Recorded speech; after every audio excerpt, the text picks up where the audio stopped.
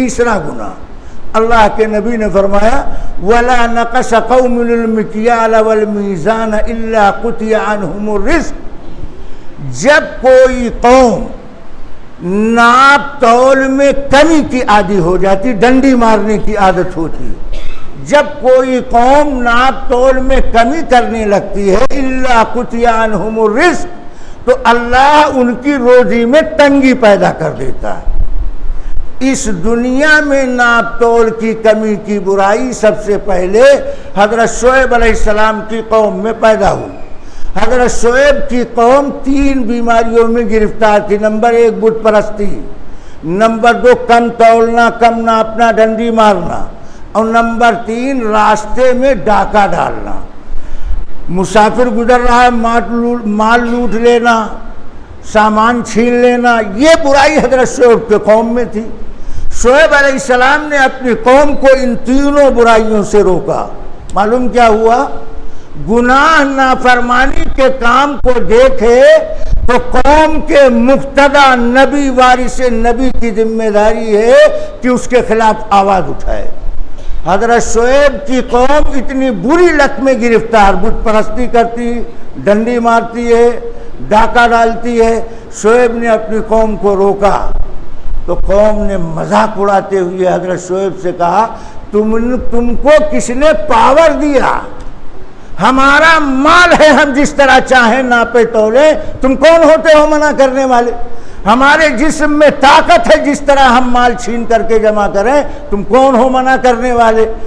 نبی کی عزت کو للکارتے تھے، اتنے بڑے پاپی مجرم، عادی مجرم تھے، مگر حضرت شعیب علیہ السلام نے ان کے خلاف بولنا ختم نہیں کیا۔ اللہ تعالیٰ کی طرف سے فیصلہ آیا کہ اب یہ ماننے کے لیے تیار نہیں، ان کو عذاب میں گرفتار کیا جائے۔ 3 دن تک سخت گرمی، ایسا لگ رہا تھا جیسے سورج زمین کے قریب آ رہا۔ 3 دن کے بعد بادل آیا، اس میں ٹھنڈی ہوا، ساری بستی کے لوگ اس ٹھنڈی ہوا بادل کے ٹکڑے کے نیچے، مرد و عورت جوان سب جمع ہو گئے۔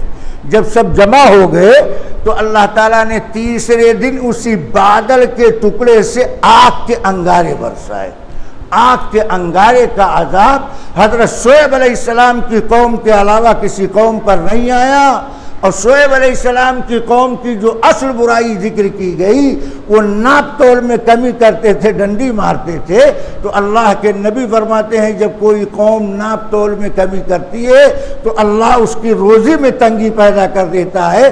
اس گناہ کا دنیاوی اثر یہ ہوتا ہے، مگر یہاں ذرا 2 مطلب دھیان سے سنیں، میں علماء کرام سے گزارش کرتا ہوں۔ نمبر 1 تطفیف، یہ عربی لفظ ہے، یہ ناپ تول کی کمی کے معنی میں استعمال کیا جاتا۔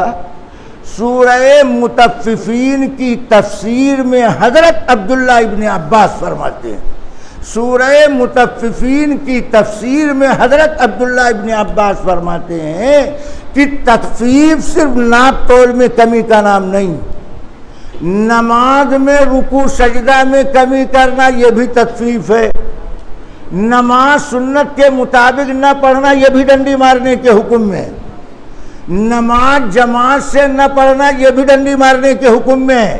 لہذا تخفیف کا تعلق صرف ناپ تول تک محدود نہیں ہے، یہ عربی کا لفظ ہے اور عربی کا لفظ وسیع المفہوم ہوتا ہے۔ تخفیف میں صرف ناپ تول کی کمی مراد نہیں ہے بلکہ عبادات کی خامی کو بھی تخفیف کے معنی میں شمار کیا گیا۔ دوسرا لفظ اللہ کہتے ہیں نبی کہتے ہیں الا قطع عنہم الرزق، ان کی رزق میں کمی کر دی جاتی۔ یہ جملہ جب بولا جاتا ہے تو عام پڑھا لکھا آدمی یہ سمجھتا ہے کہ کھانے پینے میں تنگی کر دی جاتی، یہ مطلب نہیں، دھیان سے سنو۔ رزق یہ عربی کا لفظ ہے اور عربی میں رزق کے معنی میں توسع ہے۔ رزق کے مفہوم میں صرف روزی نہیں ہے بلکہ لفظ رزق کا عربی معنی ہے عطا، بخشش۔ رزق کے معنی ہے عطا، بخشش۔ اللہ کی طرف سے انسان کو جو کچھ بھی ملا ہے، اللہ کی طرف سے انسان کو جو کچھ بھی ملا ہے اللہ اس میں کمی کر دیتے ہیں۔ اگر رزق کو عام معنی میں رکھو گے تو صرف روزی میں کمی مراد، اور اگر رزق کو عربی معنی میں استعمال کرو گے، رزق کے معنی عطا بخشش، اللہ کی طرف سے بندوں کو جو کچھ ملا ہے اس میں اللہ کمی کرتے ہیں۔ اب عطا بخشش کی چند مثال ہم دیتے ہیں، دھیان سے سنو۔ صحت، عقل، علم، ہنر، حسن و جمال، قوت و طاقت، یہ سب اللہ کی عطا بخشش ہے۔ جب آدمی ناپ تول میں کمی کرتا ہے تو ان تمام تر عطا میں سے اللہ کچھ کمی کر دے، صحت لے لیا، بیماری دے دیا، چین لے لیا، اس کو فکر میں مبتلا کر دیا، ہنر لے لیا، مفلوج بنا دیا، یہ اللہ کی طرف سے بندوں کی گرفت ہوتی ہے۔ ان تین گناہ کو بیان کرنے کے بعد چوتھا گناہ اللہ کے نبی علیہ الصلوۃ والسلام نے بیان کیا، وَلَا حَكَمَ قَوْمٌ بِغَيْرِ حَقٍّ إِلَّا فَشَا فِيهِمُ الدَّمُ۔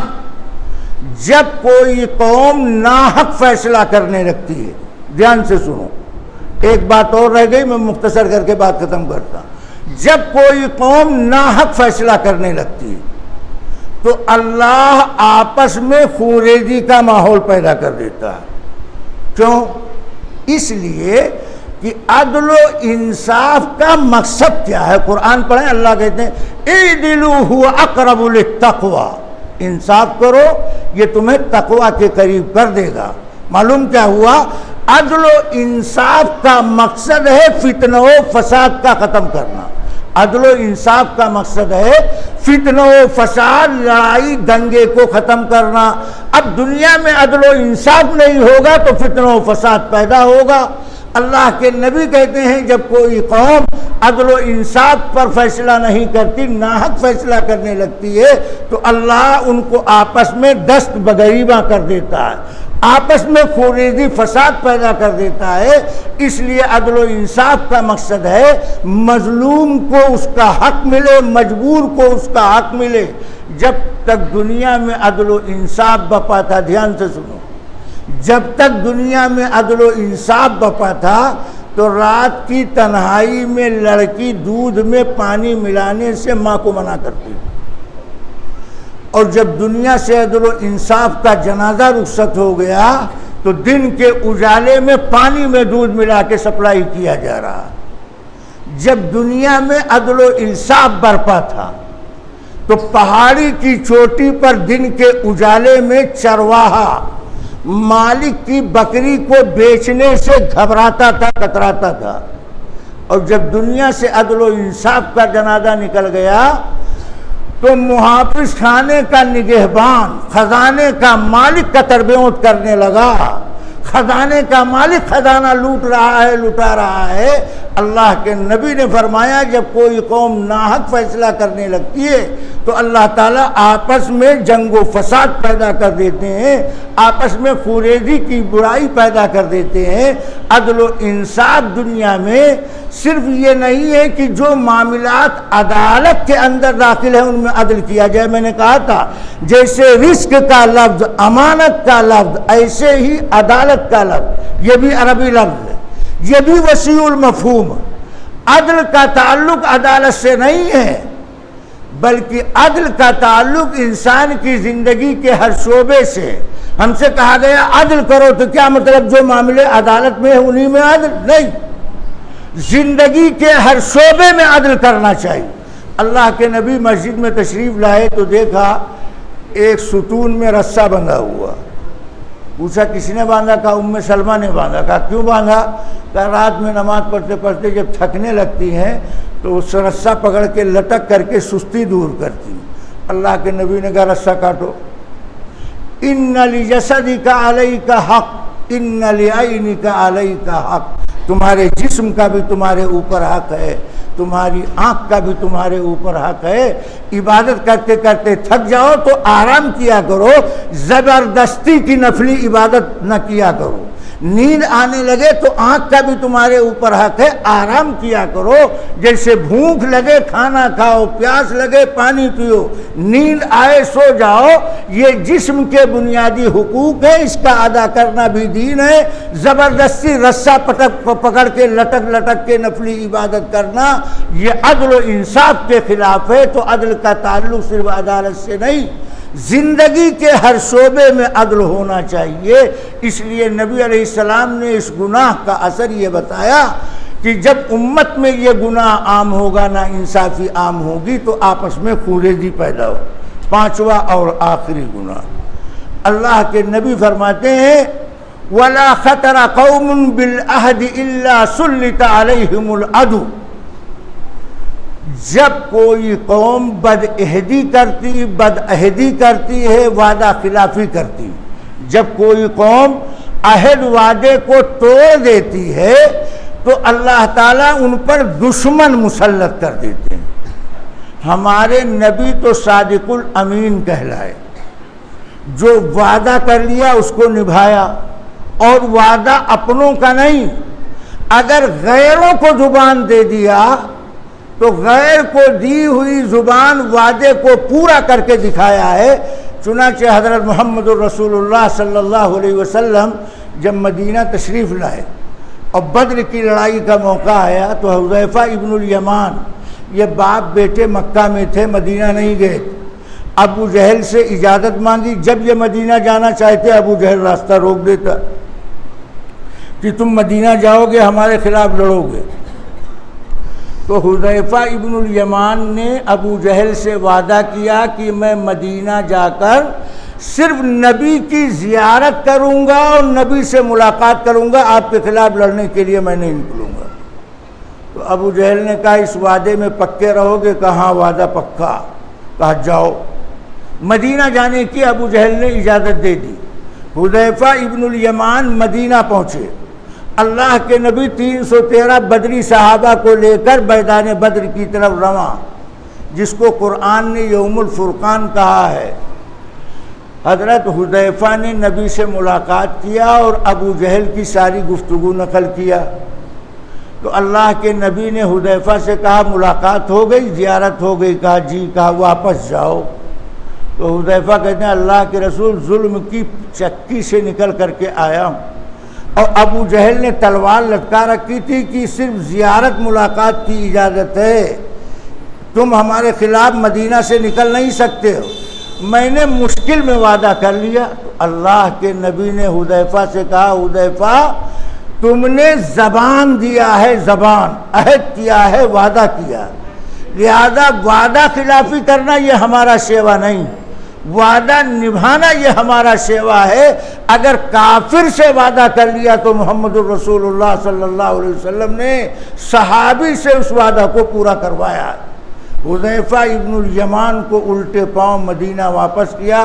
صحابہ کرام کہتے ہیں حذیفہ کا لوٹنا اچھا نہیں لگ رہا تھا، مگر نبی نے عہد و وعدہ کی پاسداری کا عملی جامہ پہنا کر امت کو اس بات کا سبق دیا کہ اللہ رسول سے کوئی وعدہ کرو تو اسے پورا کرو، بندوں سے کوئی وعدہ کرو اسے پورا کرو، آپ معاملاتی اعتبار سے کسی وعدہ وعید کرو تو اسے پورا کرو۔ ساری گفتگو کا خلاصہ یہ نکلا، میں نے بات یہاں سے شروع کیا تھا کہ اللہ تعالیٰ نے کچھ ہمارے ذمے طبعی تقاضے رکھے ہیں اور کچھ اللہ نے شرعی تقاضے رکھے ہیں۔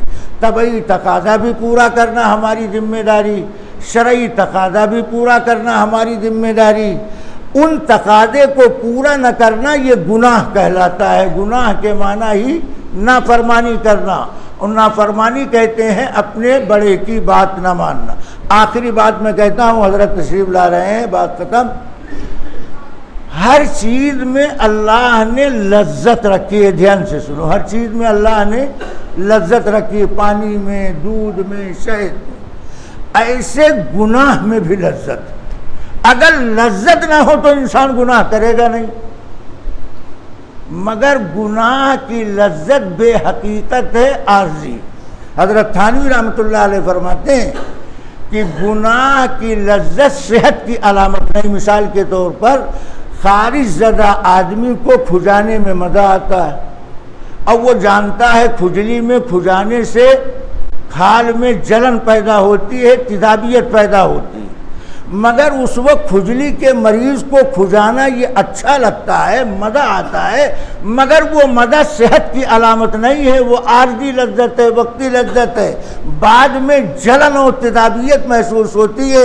یہی حال ہر گناہ کا ہے۔ گناہ کرنے والا آدمی بد نظری کا گناہ کرتا ہو، بد زبانی کا گناہ کرتا ہو، بد عملی بدفعلی کا گناہ کرتا ہو، ہر گناہ میں عارضی وقتی لذت ہوتی ہے، مگر وہ عارضی چیز ہے، وہ صحت ایمان کے لیے صحت کی علامت نہیں ہے، ایمان کے لیے بربادی کی علامت ہے۔